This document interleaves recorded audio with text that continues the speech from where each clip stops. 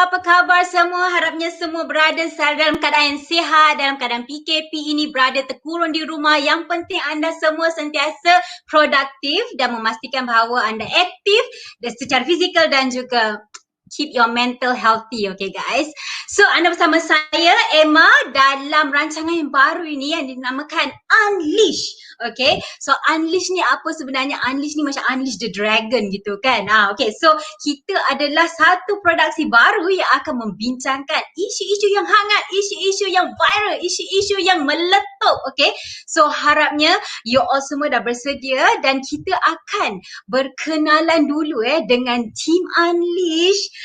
Dan dalam team ini kita ada 5 orang, tapi ada 4 saja yang berada bersama kita pada pagi ini, pada hari ini. So kita nak berkenalan dengan mereka. Okay, so rancangan ini kita akan pada kali ini kita akan membicarakan tentang TikTok, isu tentang TikTok. Tapi sebelum itu kita berkenalan dengan team Unleash. Boleh kita berkenalan dengan Unleash pertama iaitu Latif. Can we call Latif to the stage? Hello Em, how are you? Hi, apa khabar? How are you guys? How are you doing? Doing good, cooped up in the house tapi tak apa, insyaAllah. So okay, let's just berkenalan dengan Unleash yang kedua, the team Unleash yang kedua. Let me call Anis to the stage. Anis. Hi.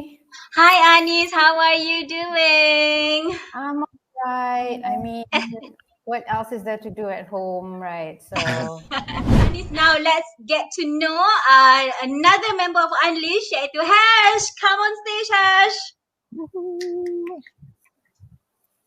Where are you?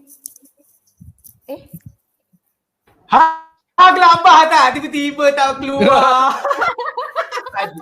Tadi dikenakan ala-ala prank gitu. Hai everyone. Hi. How are you, Hash? So anyways, we have another member who couldn't join us, Sa, who is away for some health reasons, but it's okay. Inshallah we'll see her in our next rancangan or next episode. But today what we have in store with you is a very interesting topic. Before I reveal to you, let's go to segment 1.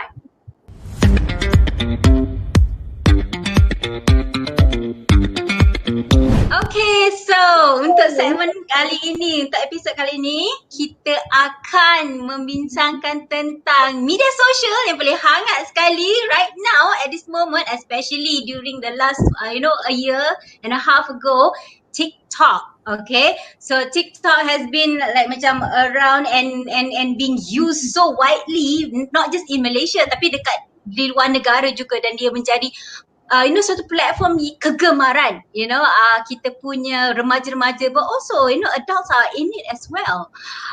So it's really interesting. Kita nak tahu sebenarnya, I am actually at Instagram. I suka Instagram. Like I have a lot of my contents are on Instagram. So I really don't get it why people are on TikTok. So I nak fahamkan, and I really want to know, because some of my friends were saying that I could enjoy TikTok. I just want to know more about it, and adakah sebenarnya TikTok ni something yang sebenarnya I can unleash myself or my persona dekat dalam TikTok atau tidak. Okay, but first, before kita bercerita tentang TikTok, dia punya what it is and also what's the pros and cons of it, let's go to this montage.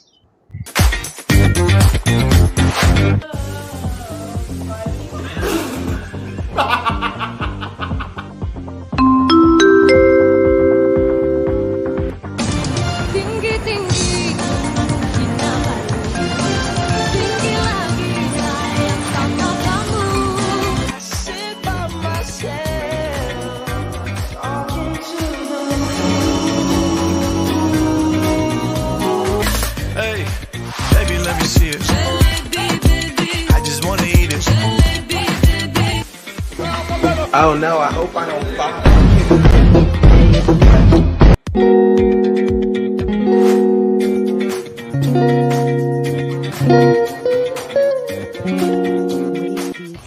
Tadi aku buat kopi.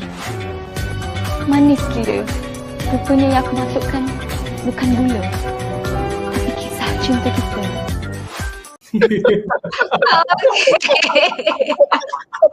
Alright, so many funny TikTok content. Okay, itu antara yang beberapa TikTok content yang telah ditunjukkan, jenis-jenis TikTok yang ada. I actually quite enjoy it, but just to understand more, TikTok ni apa sebenarnya? Latif, can you share us a little bit what is TikTok? Okay, Why is it so popular? TikTok ni kan dia meneruskan evolusi social media kita. Kalau dulu kita start dari zaman Friendster lah, dari zaman apa sebelum Friendster? Oh my god. MySpace. Yes. Semua dah arwah lah, semua dah bersawang lah. God. Semua dah. So, from all that and then to blogging, guys, remember? And then kita pergi ke, lepas blogging, kita ke FB, and then kita ke kita ke Twitter, lepas tu kita ke Instagram. What you notice is, makin lama, makin berkurang kita menulis. Okay? If you notice, okay? From dulu, kalau kita start dari blog, lepas tu kita ke MySpace dan Friendster, kita buat tulis testimonial. Blog dulu kita bangun pagi berus gigi semua kita tulis. Lepas tu kita pergi ke Twitter, kita limited to 140 karakter dulu kan. Lepas tu kita pergi ke Instagram, kita tanpa gambar. Lepas tu tak payah gambar pun, kita just berlakon. So this is what's happening to society now. We are writing less and less, but we are expressing ourselves in a very different way. Now, if you remember, TikTok ni sebenarnya dah lama, a few years juga dah. Tapi dia betul-betul popular bila satu dunia quarantine. Dan masa quarantine tu kan, kita tiba-tiba we need a form of escapism. Masa tu lah dalgona, masa tu lah, ingat tak ya orang duk yang melompat-lompat sambil nak pergi. Come on, Latif, you did it as well, right? I'm sure you are tak boleh. macam Saya tak boleh, I tingkat 19. Bergegar sekarang raksasa datang lah, dia orang ingat kan. Jadi kita tak boleh. Jadi kita kena selamatkan semua. So for me, it became popular in March last year to April, and everyone needed an outlet. They needed to express themselves. They need to unleash themselves. So for me, it's a platform that requires creativity, requires idea. Okay, it's very different dengan Insta Story. Insta Story ni kan kadang-kadang I nak cerita lah. Insta Story ni orang buat macam ni je tau. Dia macam satu Insta Story, dua Insta Story. Okay, 75 Insta Story, 2M. Okay, now betul. Tapi you tahu tak, nak buat satu posting TikTok tu, saya hargai the production involved, the aesthetic involved, and the thought process involved. Maknanya orang tu kena rancang.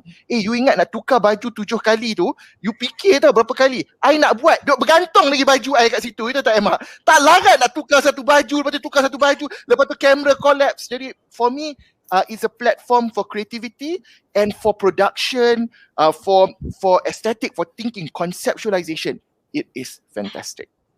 Okay, so in terms of expression, in like macam cara kita berekspresi dekat dalam ruangan yang orang lain boleh nampak lah, and it's more of lakonan right now. So it's kind of like saying you are pretentious, isn't it? It's like kalau Insta Story, it's like real life, babe. Like this really happened. Like I don't need to edit it, or I don't need to.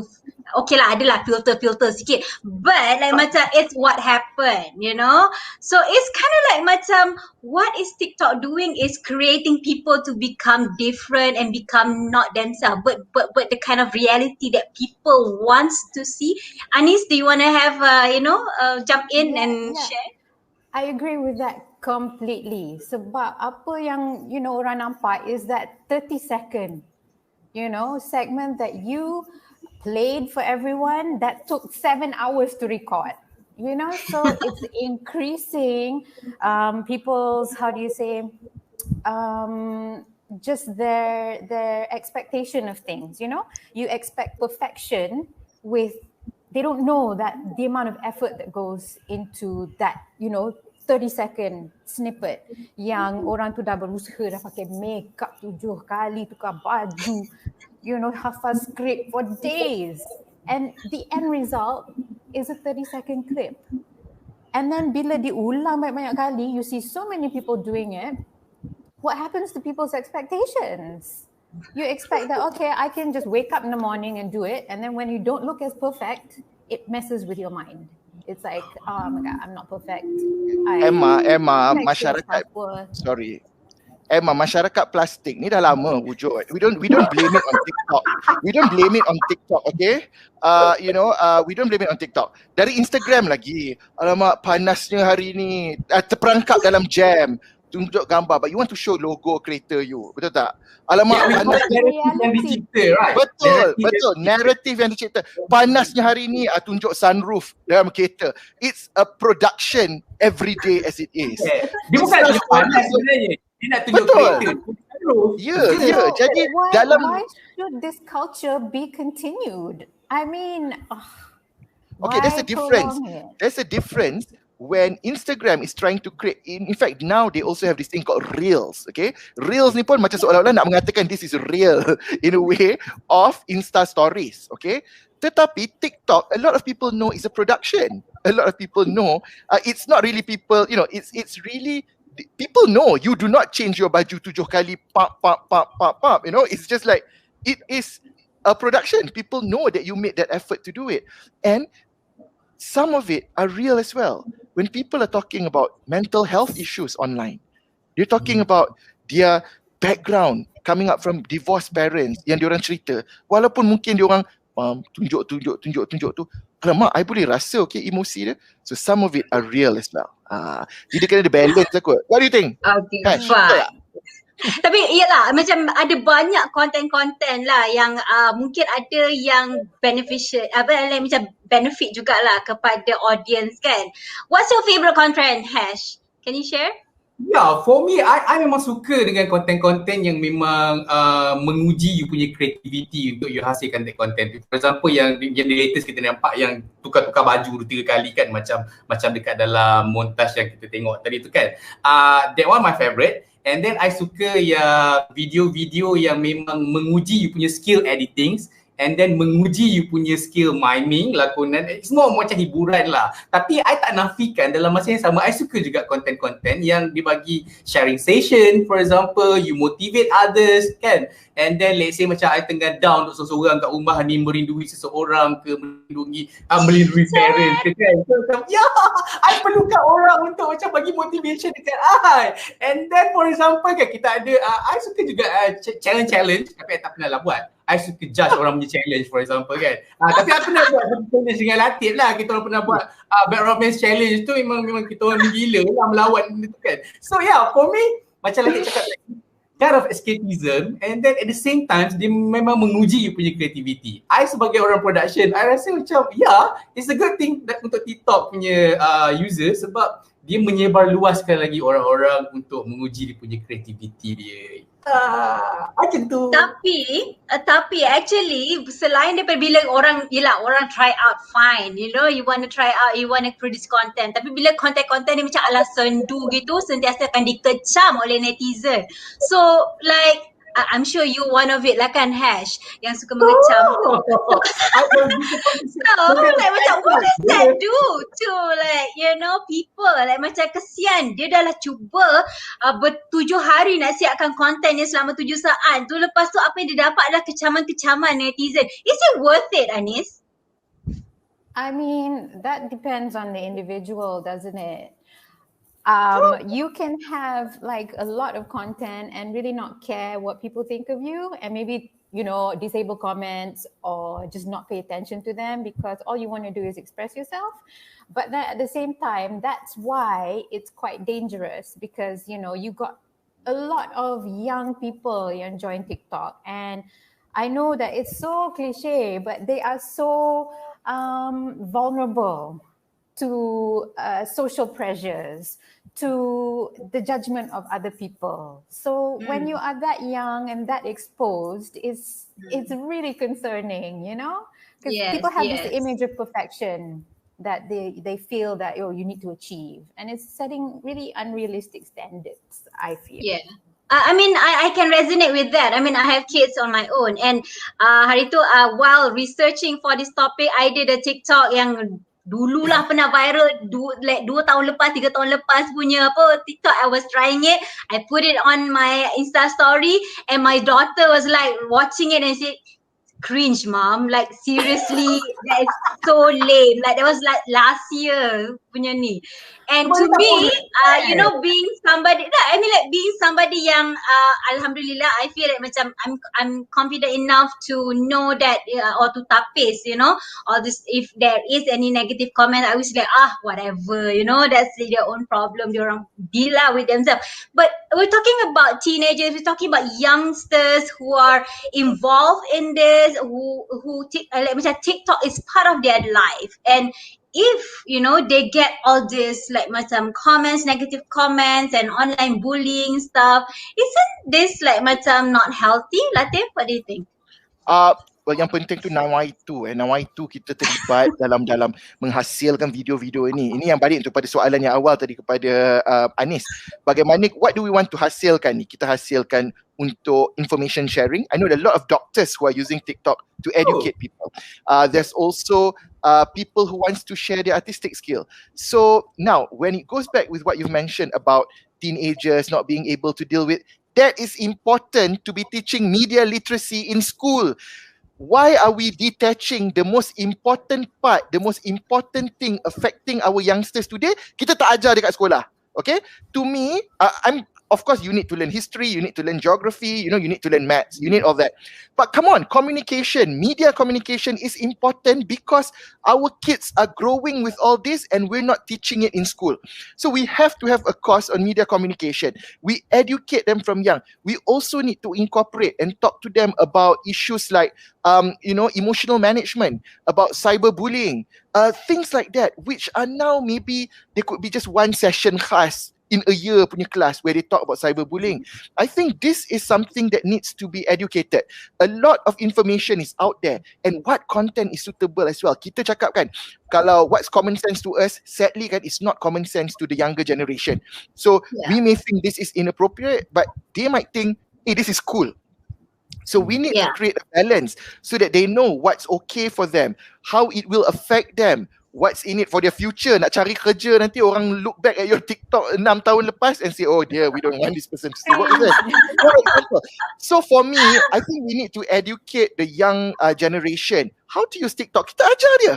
Dah diorang nak guna benda ni. Why are we telling them to stop using it when this is an amazing tool? Why don't we support them? Universities, school, we educate them supaya diorang tahu yang this is not something they can secretly do. Sekarang nak menari TikTok sikit dah kena marah dengan mak. Dah kena buat senyap-senyap. Lepas tu keluarlah TikTok emosi. I hate my mom. But she gave birth to me, but I have to love her and all that. But I think once we educate them, I'm sure they'll be able to develop great content and content that would be beneficial to all of us. You know, I love your point. Yes, I love your point about, you know, media literacy and having this kind of education to our kids. And I rasa like macam, okay, some countries they have started. I think Malaysia is quite behind in terms of, you know, actually telling our school kids, our, you know, at school level basically, tentang okay, how do you want to use this? How do you become an ethical user? How do you still be an entertainer but still respect others? You know, not be a negative voice in the space. But I also, I mean, I think this is an interesting idea. Maybe kalau macam susah sangat lah kita nak penetrate to schools, why don't we use TikTok itself as a way to teach media literacy? What do you think, Hash? Betul, sebab I pernah tengok ada konten-konten dekat TikTok sekarang ni pun dia dah more fokus kepada yang something yang positif, ataupun kalau kita nak nampak komen-komen negatif macam yang Anis cakap tadi tu kan dah kurang.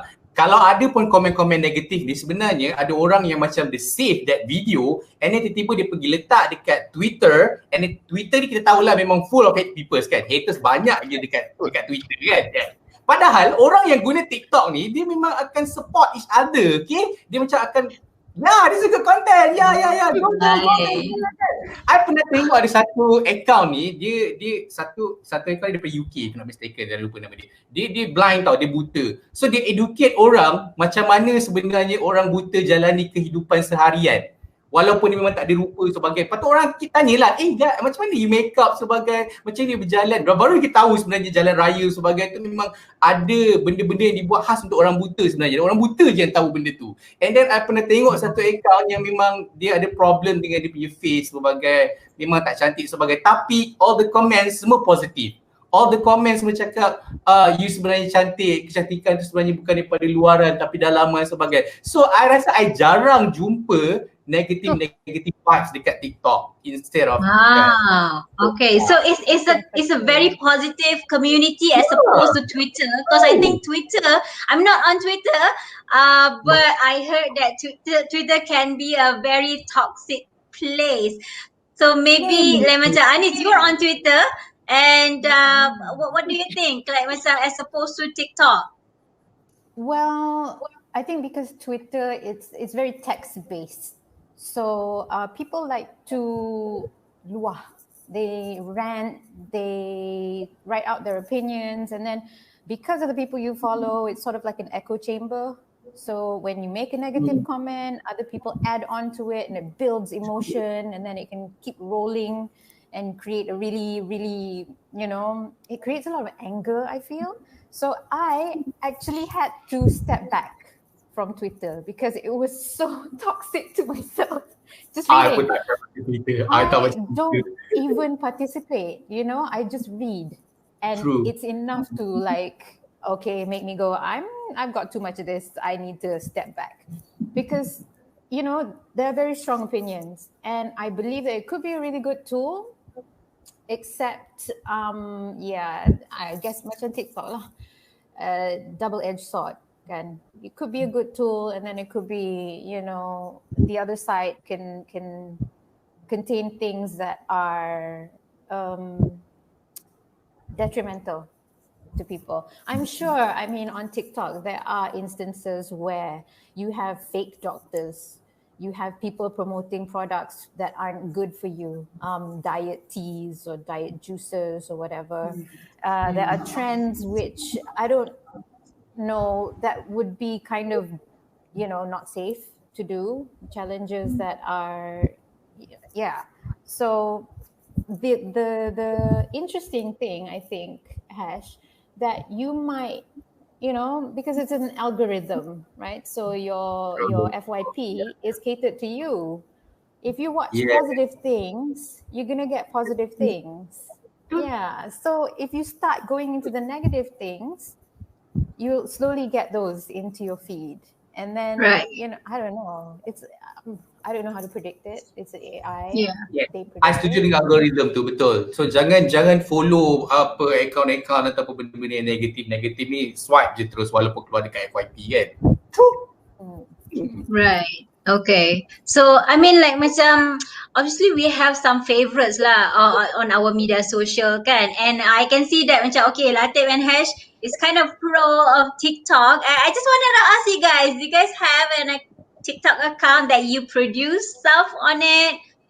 What kind of content do you guys produce on TikTok? Or are you just macam looking around and watching other TikToks and as academician,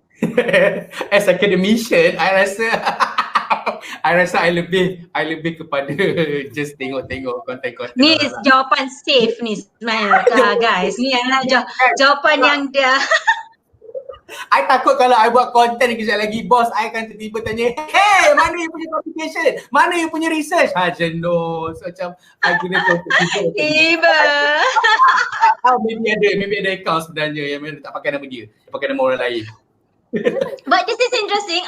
Hash pointed out something that is very interesting because kita as individuals, we have our professional lives as well. Kita maybe we are an engineer, we are a lawyer, we kita hold a certain post pentadbiran yang tinggi, and therefore macam when you have social media accounts, it always puts you in a very tough spot where you nak create content tapi you rasa you boleh creative, be funny, but you don't want to get misunderstood. You don't want it to be taken out of context. So how do we deal with this, Latif? What do you think? Professionals trying to be on TikTok, trying to be funny on TikTok, I think it's about finding that balance. It's about I've seen a lot of the educational professional doctors who are using it to spread messages about the field of medicine and what's health related issues. But at the same time, they're showing their fashionable side and changing 7 clothes each time to show you that doctors have a life as well. And I think it's always good to have that balance. And right now, I think what we see trending on TikTok as well is this, show yourself and then show your degree, something like that. And then after that, you show how your professional life is. So some person can look very, very, maybe, I don't want to be taken out of context. Nampak macam rempit ke sikit, or nampak macam mak motor, tapi tiba-tiba dia tunjuk, degree dia macam, wow, dia macam, petroleum engineer in some oil rig somewhere. Lepas tu, dengan lagu pun, lagu dramatic tu lah kan. So it shows that it's at the same time trying to educate people that, you are not just what people see you, and you're more than that. And I think TikTok allows you to show that part. And I think people are beginning to understand and respect that slowly. And I think as academics, we should be looking things in TikTok, because I think when people talk about TikTok, and they're still talking about just dance challenges. I don't know why. Dia yang do and then, and all those things. But cuba sit down, tengok betul-betul content, look at, buat content analysis lah. Cuba tengok how many positive things, what are the things that you see. I mean, the words of wisdom. I love to listen motivational words. And kadang-kadang, wah, dia cakap dengan a sense of style or a sense of gaya. Ada seorang tu nak cakap one line je, tapi dia punya berhias tu, punya nak nampak smart macam, ni mesti, nak get ready je 2 jam, tapi just to see one word on TikTok. I tend to appreciate the professionalism in them in producing those TikToks as well. It's bukannya macam just nak buat je, but they put it in thought process. So for me, professionals should take advantage of that if they have the time. Masalahnya semua sibuk, professionals tak ada masa nak buat. Dia ada, I pun takut bos I cakap, mana research paper kau, mana publication kau. I love that point where like macam where you are professional but you show the other side of you, you show like the human side of you, which I think I like to portray that on my Instagram. And I would think that macam, maybe like the challenge that you cakap kan, okay, you show yourself, so I might show myself jumping rope, and then suddenly actually I have a PhD macam tu. Not too like macam shout out ke apa, kita punya academic degree, but yes, sebab dia kan keluarkan show your degree, show yourself, then show your degree. I think that's the name of that kind of TikTok. So kita tengok dia, bila I tengok kan, I akan cuba teka dia ni kerja apa, tiba-tiba wah, dan semua banyak salah. So you tend to be very, first impression ni tak baik sangat kan.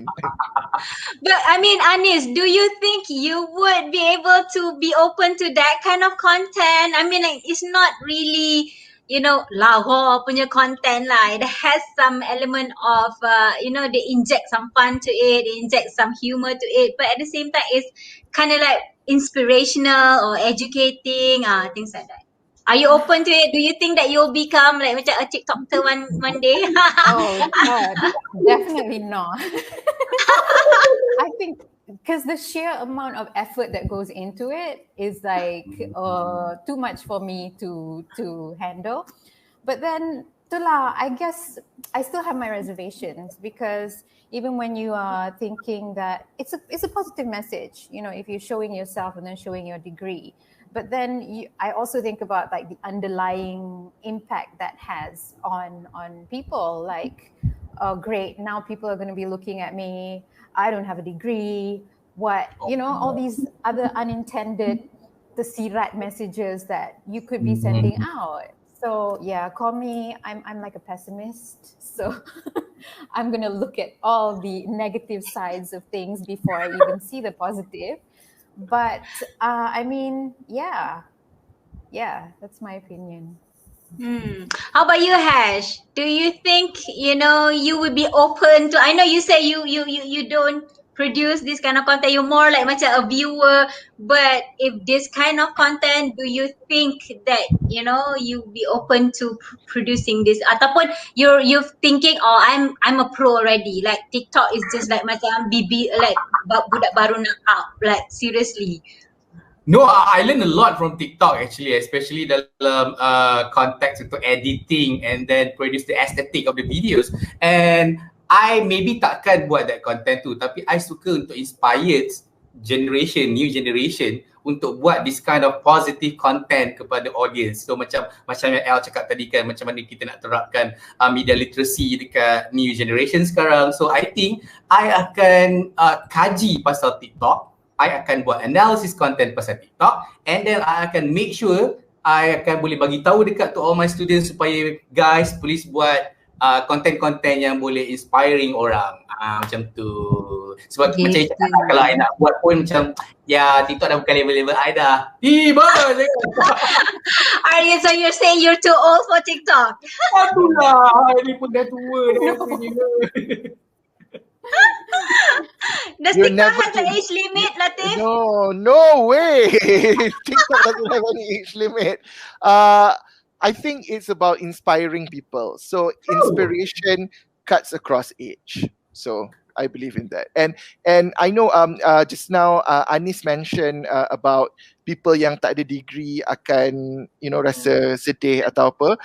But there's always a potential to find great content. Like I've had content of people who has to struggle and show how their future became like, how they started off kerja, helping out their parents, or kena berniaga dari sekecil-kecil tapak niaga, to all the way to where they are, tiba-tiba they have their own business and all that. That's also part of TikTok content.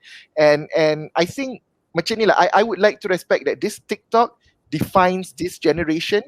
All of us who are older than the so-called group, we take it and learn from this generation on the positivity of what it can offer. And I've seen a lot of TikToks done by middle-aged people and older people as well. And some of them can really change baju 7 kali, okay? And larat, okay? I tell you, berpeluh nak buat kat Malaysia ni, berpeluh. But that is like macam seriously kan, it really shows like macam Anis cakap lah, like macam the sheer amount of effort that actually goes into it. And as an adult, okay, I might be like macam talking to myself here and saying, Emma, I think Emma can change 7 times of clothes because she just wants to create this like macam content yang dia rasa fun tapi mungkin cringe dekat anak dia. So macam what do you think, Anis? Like macam But guys, okay, macam you cakap tadi kan, bila kita letak so much effort untuk hasilkan dalam video yang macam less than 30 second bagai kan, sebenarnya itulah yang dialami oleh pembikin filem ataupun dekat Malaysia. You nak keluarkan contoh, for example iklan kan, iklan dekat TV tu macam dalam 30 second, tapi nak shooting dia berhari-hari, nak planning dia berhari-hari. So bagi I itu adalah satu bentuk yang macam kita nak bagi tahu juga ke orang untuk you hasilkan something yang walaupun sikit je dia punya duration, tetapi effort, aesthetic, knowledge yang you letakkan dalam punya video tu, itu yang menyebabkan you ada for the next levelnya. Betul Hash. Sorry Anis, I have to cut through here. I have to say, betul. Sebagai bekas-bekas pelakon iklan, kami berdua ingin mengatakan bahawa nak buat iklan 30 saat can take a day. And I think I like TikTok is because of the appreciation to production, the appreciation to conceptualization, the appreciation to aesthetics. And then itu yang I think what I like about that is that maknanya people are taking into consideration all this in coming up with nice, beautiful, positive things. For me, that's effort. And for me, school should take that opportunity on that part. Dan El rasa, Hash. El rasa TikTok will be around for quite a while until the next thing comes in. Entah by then tak tahu dah what the next technology might be, kita boleh tidur je kot, and then the technology works on its own. Makin pendek. Kan? We less things to do, we don't write as much, so who knows what's going to be the future of it. Thanks. But I think, all of us here might be, agreeing and disagreeing to a certain degree. But I think all of us here are creative. We like to think ourselves as creative content creators, and we always appreciate creativity. And I think, having TikTok as another platform to express, creativity is always, encouraging. And what I think if I can rumuskan from this discussion is that, that appreciation terhadap the creative work that goes behind the behind the scene of media production world, that sebelum ni orang tak nampak. Sebelum ni orang just assume apa yang ada kat drama, apa yang ada kat iklan is so easy to make, tapi sebenarnya diorang tak tahu berlakon tu adalah susah. So it's something that actually membuka mata semua orang. From a young level to actually say, hey, sebenarnya nak buat content is not easy. It needs proper planning. Dan kita appreciate mungkin lepas ni gaji-gaji pelakon, gaji-gaji producer akan lebih tinggi because kita appreciate this kind of creative content, this kind of people that selama ni tidak diberi pengiktirafan ataupun tidak diberi stature yang sepatutnya. So I think that is wonderful to have the discussion among you guys for this session. I think what we can do next is I think we have something special, guys. Kita akan membuat TikTok challenge. Okay, so apa yang kita akan buat lepas ni, kita akan tunggu selepas montaj ini.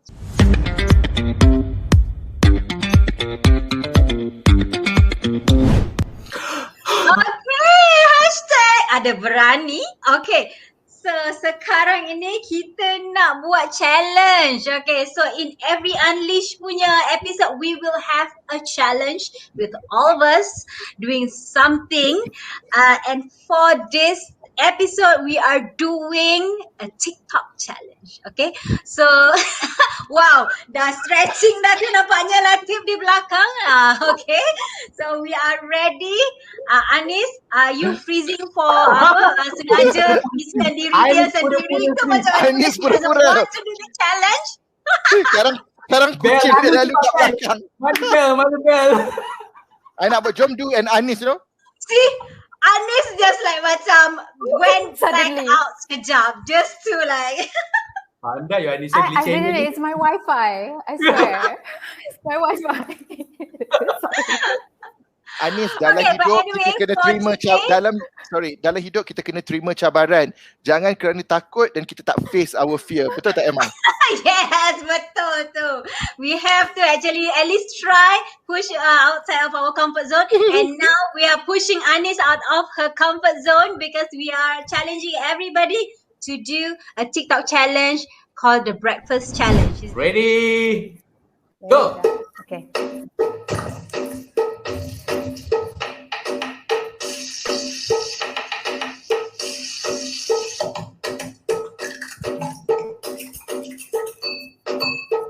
Habis. Alright. Okay guys. So Tanya dah dapat membuat TikTok challenge, breakfast challenge tu. So how do you feel, Anis, after doing that challenge? You guys don't know I practiced for 3 days.